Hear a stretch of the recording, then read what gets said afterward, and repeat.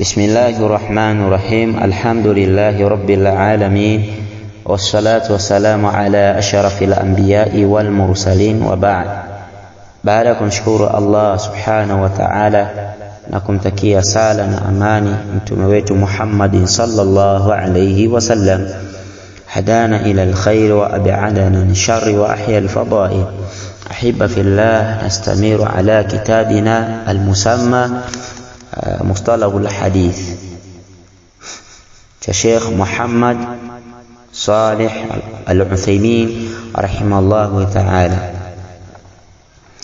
tulisimama katika nukta ambayo watufidu akhbarul ahadi, na ufidisha habari ya ahadi siwa dhaif, isiyokuwa ambayo ina udhaifu ndani yake.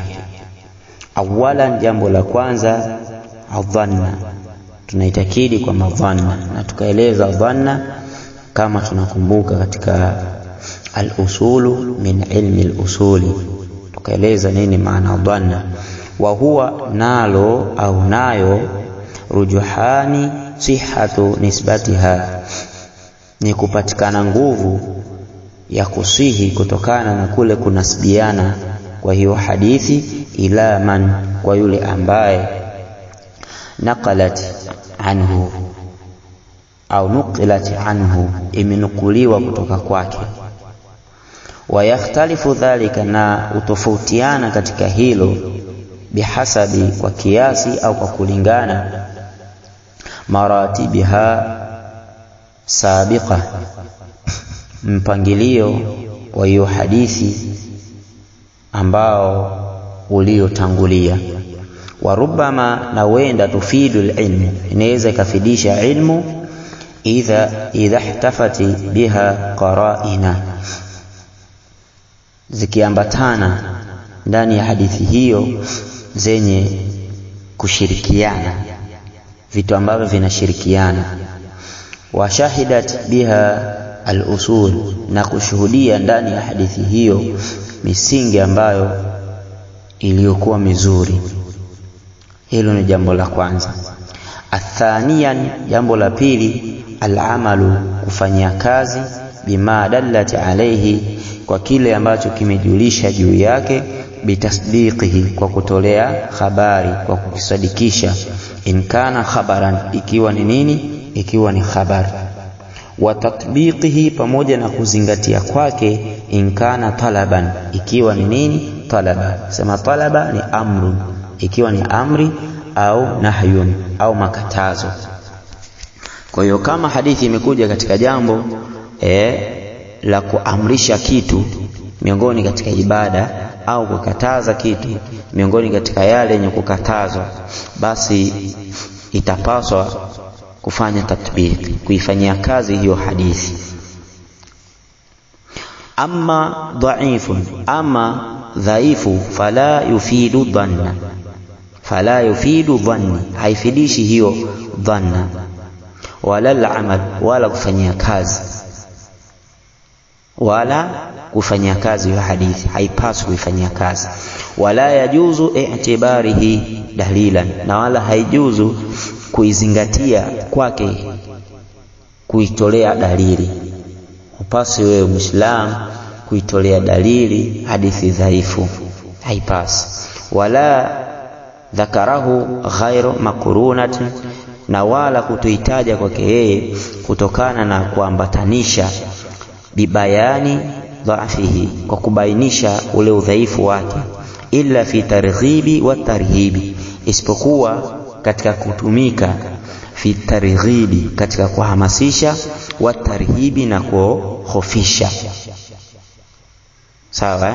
Kama utaitumia hadithi dhaifu pasipo na kuambatanisha ule udhaifu wake na kuubainisha, basi utaruhusiwa katika njia ya kuhamasisha na kuhofisha kwa watu ambao wasiofahamu, kama tutakavyokuja kuona hapo mbele.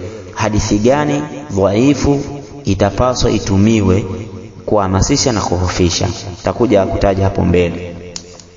faqad sahala fi dhikriha, na hakika amefanya wepesi katika kueleza kwake jamaatun, kikundi, bithalathatu shuruti, wameweka kwamba sharti ni 3: kuitaja dhaifu, kuitaja au kuitumia hadithi dhaifu katika matumizi ya targhibu wa tarhib, kuhamasisha na kuhofisha. Sharti zake ni 3 ambazo zikitimia sharti hizo basi utaruhusiwa kutumia hadithi hiyo dhaifu. Sharti ya kwanza, alla yakuna, isiwe hiyo hadithi dha'afan shadida, ina udhaifu mkubwa, isiwe hivi. Hii sharti ya kwanza. Thani, sharti ya pili, an yakuna asla al-amal, kwanza iwe hiyo hadithi ina asili ya kitendo, alladhi ambacho dhukira fihi at-targhibu wa tarhibu, pametajwa ndani yake ya hiko kitendo at-targhibu, kuhamasishwa, wa tarhibu, na kutishwa, kuofisishwa, thabitan, ambayo njia yenye kuthibiti. Mfano kama vile katika masala ya kiibada, kwamba ibada ni jambo wajib, ibada ni jambo ambalo lenye kuthibiti, kwa ikaja hadithi ambayo ni dhaifu lakini inahamasisha juu ya ibada, basi hadithi hii itatumika kwa sababu ibada ni jambo ambalo lenye kuthibiti. Na ikija hadithi kwa lengo ya kukataza kile ambacho kilichokatazwa ndani ya nini, ndani ya kile ambacho kimethibiti kukatazwa, kukatazikwa, kutokufanya, basi ikaja hadithi dhaifu kwa kukataza kile ambacho kilichokatazwa, wala haina tatizo katika kufanyaje, kuifanyia kazi. Athalith, jambo la 3 ambalo ni sharti ya kutumia hadithi dhaifu katika kuhamasisha na kuhofisha. Jambo la 3, wanachuoni wanatuambia alla ya'taqida, kwamba asitakidi huyo anaitumia hadithi hiyo ambayo ni dhaifu, anna nabiyya sallallahu alaihi wasallam qalahu, asiseme kwamba mtume amesema, asiseme kwamba mtume amesema, bali ailete tu ile ibara kama ilivyo kwa kutumia targhibu wa tarhibu, kuhamasisha na kuhofisha. Wa ala hadha, na juu ya jambo hilo, fayakunu faidatun, basi inakuwa ni faida, dhakarahu fi targhibu, amieleza katika at-targhibu. Targhibu ni kule kuhamasisha, kwamba yeye ameieleza hiyo hadithi kwa njia ya kuhamasisha, na wala hapasi kusema kwamba ni hadithi kutoka kwa Mtume sallallahu alaihi wasallam.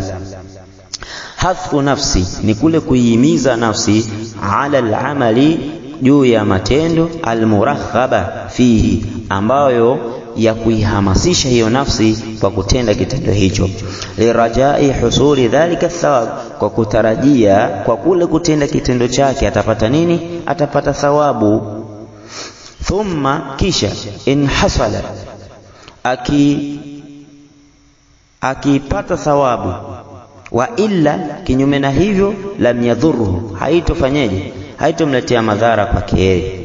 Kama amefanya ibada kisha akapata thawabu, au hakupata thawabu bali yeye akaitumia hadithi kwa kupitia njia ya kuhamasisha na kuhofisha, akaitumia hii muda ambapo tayari nguzo zote zimekamilika huko nyuma tulizozitaja, ndo wanatuambia wanachuoni au Sheikh, lam yadhurruhu, haitomdhuru kwake ijtihadahu, zile jitihada zake, fil ibadati, katika nini, masala ya kiibada, haitoleta madhara.